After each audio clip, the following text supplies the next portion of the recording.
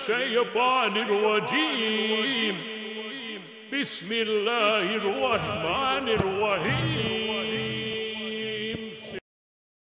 Masa dakwah secara sembunyi-sembunyi Nabi Muhammad di Makkah merupakan fase awal penyebaran Islam yang terjadi selama sekitar 3 tahun setelah Nabi Muhammad menerima wahyu pertama pada tahun 610 Masehi. Fase ini dikenal juga dengan istilah dakwah sirriyah. Berikut adalah penjelasan lengkap mengenai masa ini. 1. Latar belakang dan kondisi masyarakat Makkah. Masyarakat Makkah pada masa itu berada dalam kondisi sosial, ekonomi, dan budaya yang sangat dipengaruhi oleh kepercayaan jahiliyah, yaitu penyembahan berhala. Selain itu, tatanan masyarakatnya sangat hierarkis, di mana suku-suku yang berpengaruh, seperti Quraisy, memiliki kendali penuh atas berbagai aspek kehidupan, termasuk ekonomi dan keagamaan. Ka'bah sebagai pusat peribadatan dipenuhi oleh berbagai patung berhala yang disembah oleh penduduk Arab pada waktu itu. Nabi Muhammad, yang dikenal dengan sifat Al-Amin yang terpercaya, menerima wahyu pertama dari Allah melalui malaikat Jibril di Gua Hira pada usia 40 tahun. Wahyu pertama tersebut adalah surah Al-Alaq ayat 1 sampai 5, yang menandai dimulainya tugas kenabian beliau.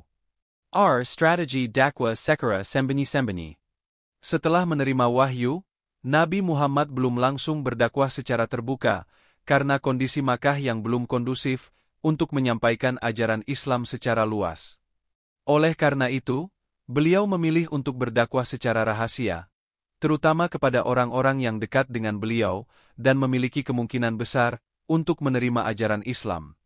Beberapa strategi yang digunakan dalam dakwah ini adalah pendekatan personal. Nabi Muhammad menyampaikan ajaran Islam kepada orang-orang yang beliau percayai, baik dari kalangan keluarga maupun sahabat-sahabat terdekat. Menghindari konfrontasi terbuka. Pada tahap awal, dakwah dilakukan secara hati-hati untuk menghindari benturan dengan masyarakat Quraisy yang memiliki pengaruh besar dan berpotensi menimbulkan bahaya bagi para pengikut Islam yang baru. 3. Orang-orang yang pertama memeluk Islam. Beberapa orang yang pertama kali menerima dakwah Nabi Muhammad dan masuk Islam pada periode ini disebut sebagai As-Sabiqun al-Awwalun, orang-orang pertama yang masuk Islam. Mereka adalah Khadijah binti Khuwailid, istri Nabi Muhammad yang menjadi pendukung pertama dan utama dakwah beliau. Ali bin Abi Thalib, sepupu Nabi yang saat itu masih remaja dan tinggal bersama Nabi Muhammad.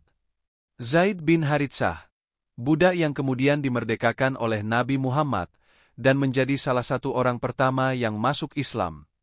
Abu Bakar As-Siddiq, sahabat dekat Nabi, seorang pedagang yang sangat dihormati di Makkah.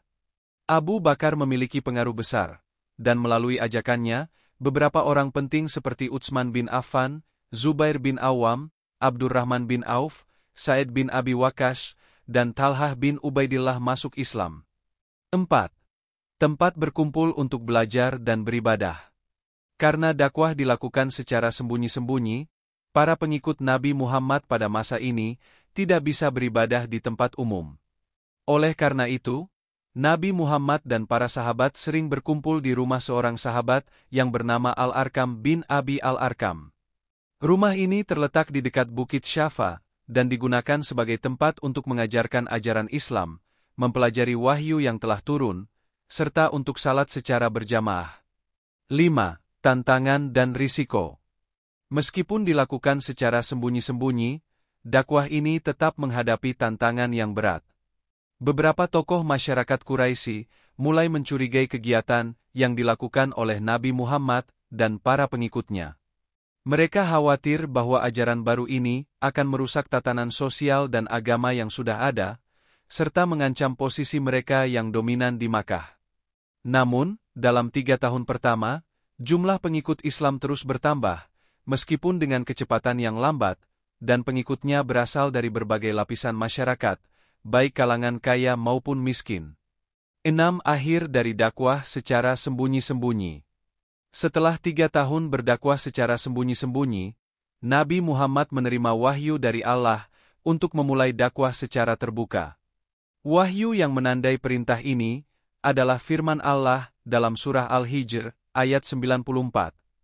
Maka sampaikanlah secara terang-terangan apa yang diperintahkan kepadamu, dan berpalinglah dari orang-orang yang musyrik. Dengan turunnya ayat ini, Nabi Muhammad mulai mengumumkan ajaran Islam kepada masyarakat Quraisy secara terbuka, yang menandai fase baru dalam dakwah beliau di Makkah, yang dikenal dengan dakwah secara terang-terangan. Kesimpulan.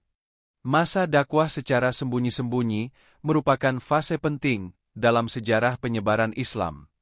Pada masa ini, Nabi Muhammad memfokuskan dakwahnya kepada orang-orang terdekat dan terpercaya, membentuk fondasi awal komunitas Muslim yang solid sebelum menghadapi tantangan yang lebih besar ketika berdakwah secara terbuka.